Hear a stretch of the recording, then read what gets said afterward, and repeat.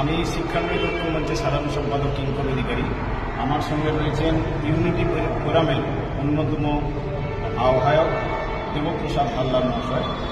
আপনারা জানেন যে সুপ্রিম কোর্টে যে ডিএ মামলা চলছে, সেই ডিএ মামলাতে যে আমাদের কেস চলছে, সেই মামলাতে একটা পক্ষ হিসেবে রাজ্য সরকারি কর্মচারী, শিক্ষক, সমস্ত যে রাজ্য সরকারি কর্মচারী রয়েছে তাদের হয়ে যে লড়াইটা লড়ছেন, তাদের মধ্যে অন্যতম সংগঠন ইউনিটি ফোরাম, অন্যান্যরাও রয়েছে। তো আমরা বিগত দিনেও এই মামলার জন্য আমাদের যে সামর্থ্য সে অনুযায়ী আমরা 25,000 টাকা আগে দান করেছিলাম এর জন্য আইনি লড়াইয়ের জন্য। আজকে আমরা চেক তুলে দিলাম এই দেবপ্রসাদ হালদার বাবুর হাতে 30,000 টাকা, এবং এখন আমরা দেবপ্রসাদ বাবুর কাছে কয়েকটা বিষয়ে জানব এবং সেটা সকলের উদ্দেশ্যেই সেটা জানব যে এই যে ডিএ মামলা চলছে, দেবপ্রসাদ বাবু এই ডিএ মামলা চলছে প্রায় 14 বার পিছিয়ে গেছে। এটা নিয়ে কিন্তু কর্মচারী মহলে, শিক্ষক মহলে একটা প্রশ্ন উঠছে যে বারবার এই যে পিছিয়ে যাচ্ছে, কোনো শুনানিটাই হচ্ছে না। এ ব্যাপারে আপনাদের বক্তব্য, আপনারা তো ওখানে ছুটছেন এবং সুপ্রিম কোর্টে আপনারা যাচ্ছেন বারবার, এটাতে কি অভিজ্ঞতা, কি আপনাদের বিষয়, আপনাদের বক্তব্য? দেখুন, একটা কথা হচ্ছে যে আমরা হাইকোর্ট পর্বে এবং স্যাট পর্বে 6 বার কর্মীদের পক্ষে জয় পেয়েছি। অনলি ফর কিলিং টাইম সরকার পক্ষ সুপ্রিম কোর্টে চ্যালেঞ্জ করেছে, অ্যাপিল করেছে। এখানে সরকার পিটিশনার। তো মামলা সুপ্রিম কোর্টে ওঠার পরে, এসএলপি হওয়ার পরে আমরা হচ্ছে রেসপন্ডেন্ট। এইবারে সেখানে দেখা যাচ্ছে যে বারে বারে সুপ্রিম কোর্টে তারিখে তারিখ হচ্ছে, শুনানি হচ্ছে না। প্রথম দিকে একবার 40 মিনিটের বেশি শুনানি হয়েছিল, তারপর আর কোনো শুনানি হয়নি। এখন ফাইনাল ডিসপোজাল অ্যাট অ্যাডমিশন স্টেজে রয়েছে, অর্থাৎ এসএলপিটা আদৌ গ্রহণীয় না গ্রহণযোগ্য নয়, এইটা হচ্ছে বিবেচ্য বিষয়। যেহেতু সুপ্রিম কোর্টে পেন্ডিং, আমরা অন্য কোনো মন্তব্য করতে পারি না। দেরি কোন কারণে হচ্ছে, কি হচ্ছে, আমরা চুলচেরা বিশ্লেষণ করলেও সেটিকে পাবো না। আমাদের শুধু চাই হচ্ছে ধৈর্য। যখন গেছে তখন শেষ হবেই। তবে আমরা চেষ্টা করে আমাদের আইনজীবী বদল করে আমরা মাননীয় সিনিয়র আইনজীবী করুণানন্দী মহাশয়কে গত 7/1/2025 তারিখে আমরা নিয়োগ করেছি। তিনি সাবমিশন করেছে। আচ্ছা, এই ব্যাপারে একটু বলি। আপনারা করুণানন্দী ম্যাডামকে নিয়োগ করেছেন, এটা একটা ভালো খবর খুবই। তার আগে আমি ওই ব্যাপারটাতে যাচ্ছি, তার আগে বলতে চাইছি এই যে বারবার শুনানি পিছিয়ে যাওয়া, তার জন্য তো খরচ হচ্ছে। প্রত্যেকবারে যে হিয়ারিং এর যে খরচ, সেটা কি কম হচ্ছে? ধরুন পিছিয়ে গেল, কোনো হিয়ারিংই হলো না, তার জন্য কি খরচা কোনো কম হচ্ছে? না, খরচা সেম থাকছে।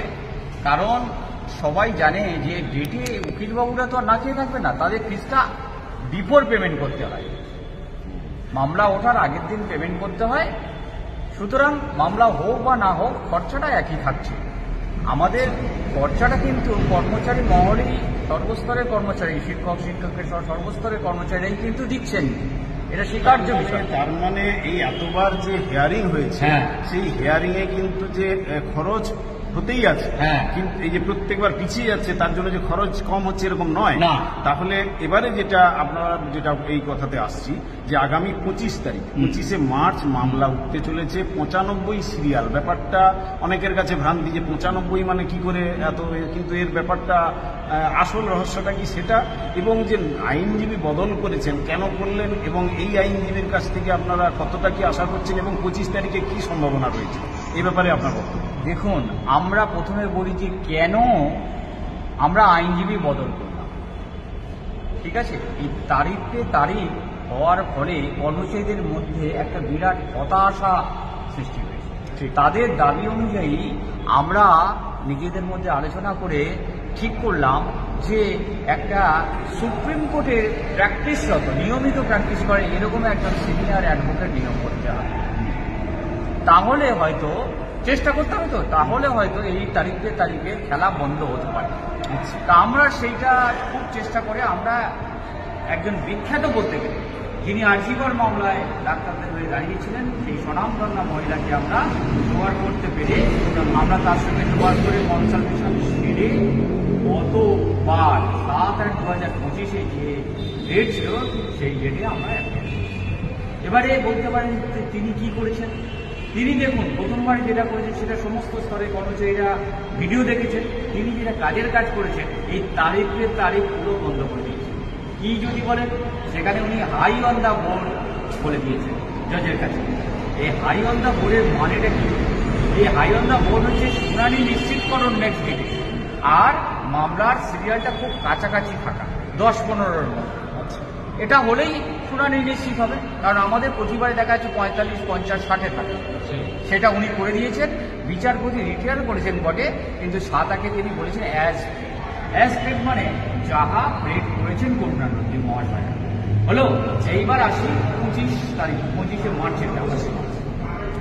25 মার্চে সরকার যেহেতু নানাভাবে বলছে যে 41,000 কোটি টাকা দিলে সরকার মানে ফিনান্সিয়াল ক্যাটাস্ট্রফি হবে সরকারের, যে দিতে পারছে না, সেইটা বন্ধ করার জন্য আমরা উল্লেখযোগ্যভাবে একটা মানে খুব সাংঘাতিক একটা ভালো তথ্য আমরা জোগাড় করবে আরবিআই, আচ্ছা, যেটা হচ্ছে অল ইন্ডিয়া বেসিস। সেখানে পরিষ্কার বলা আছে পশ্চিমবঙ্গ সরকার হিউজ পরিমাণ টাকা তারা আরবিআই এ জমা রেখেছে, সেখান থেকে সুদ খাচ্ছে। তার পরিমাণ কত? 10.5 লক্ষ কোটি। কোথায় 41,000 কোটি আর কোথায় 10.5 লক্ষ কোটি? কোথায় রয়েছে এই অর্থ? সেইটাই তো কথা। সেইটা আমরা তথ্য পুরোটাই আমরা সুপ্রিম কোর্টে আইএ মানে হচ্ছে ইন্টারলকুটরি অ্যাপ্লিকেশন করে জমা দিতে হয়। আচ্ছা, সেই পুরো যে যত পাতা আছে, হয়তো 40-50 পাতা হবে, পুরো তথ্যটা আমরা সুপ্রিম কোর্টের বিচারপতিদের দেখানোর জন্য। দেখুন সরকার পক্ষ এফিডেভিট করে আপনার কাছে কি ধরনের মিথ্যা গাওনা গাইছে। মানে অর্থ রয়েছে, আপনারা বলছেন যে তথ্য বলছে অর্থ রয়েছে, এবং সেই পরিমাণটা তো বিশাল। আপনি যেটা বলছেন চমকে ওঠার মতো। সুদ খাচ্ছে কত টাকা? আরেকবার শুনি আপনার মুখে। 10.5 লক্ষ কোটি। 10.5 লক্ষ কোটি টাকা সাসপেন্স অ্যান্ড মিসলেনিয়াস অ্যাকাউন্টে জমা রেখেছে পশ্চিমবঙ্গ সরকার, যেটা ভারতবর্ষের কথাটা ঠিকই নয়, আদৌ ঠিক নয়। এবং সেটা আপনারা প্রমাণ করে দিতে পারবেন। প্রমাণ করে দিয়েছি অলরেডি, সুপ্রিম কোর্টে জমা দিয়েছি। এটা বিচারপতিদের নজরে আনার জন্য দেখুন কি ধরনের মিথ্যা এখানে বলছে সরকার। এইটা আমরা করতে পেরেছি। এছাড়াও আরো বহু তথ্য আছে, যেমন এসএনজেপিসি অর্ডার, সুপ্রিম কোর্টের অর্ডার ইমপ্লিমেন্ট করেছে পশ্চিমবঙ্গ সরকার।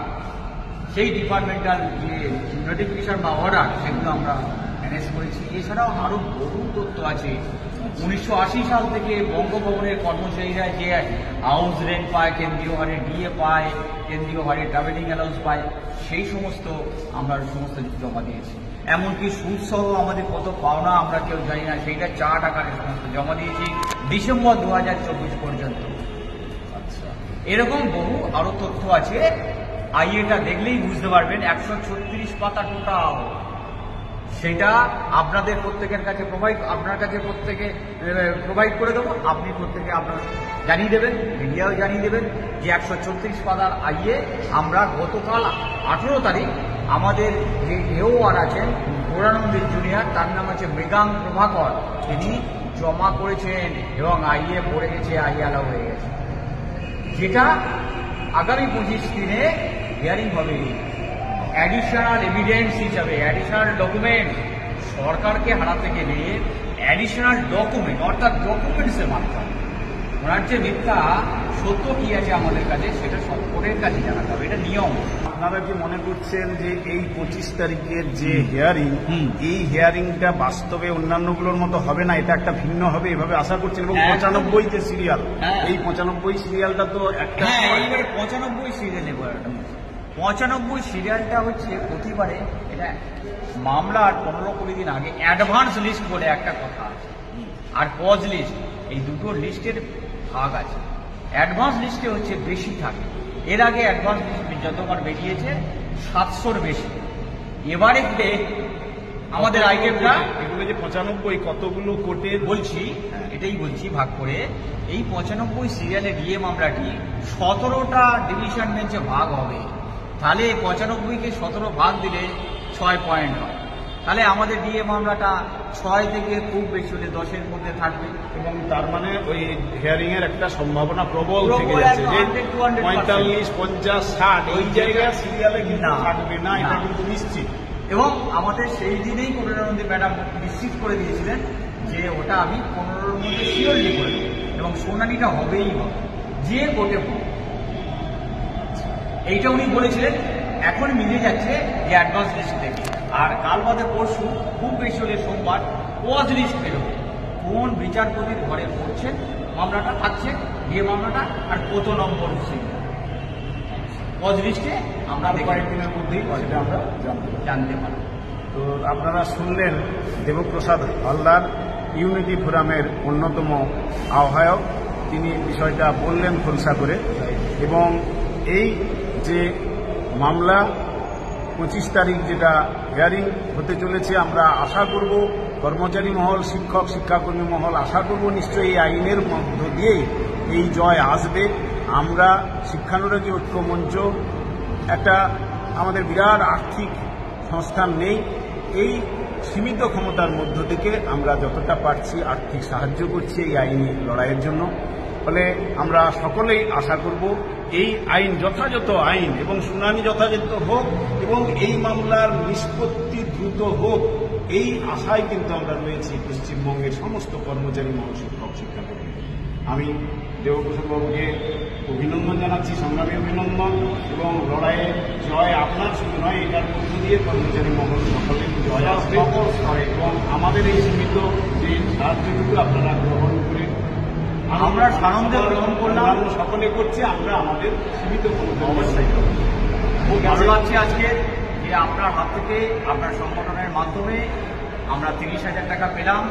এটা ওই মামলার যে অ্যাডভোকেটদের যে ফিস সেটা আমরা মিট আপ করতে পারবো এবং আমরা জয় নিশ্চিত করার চেষ্টায় থাকবো।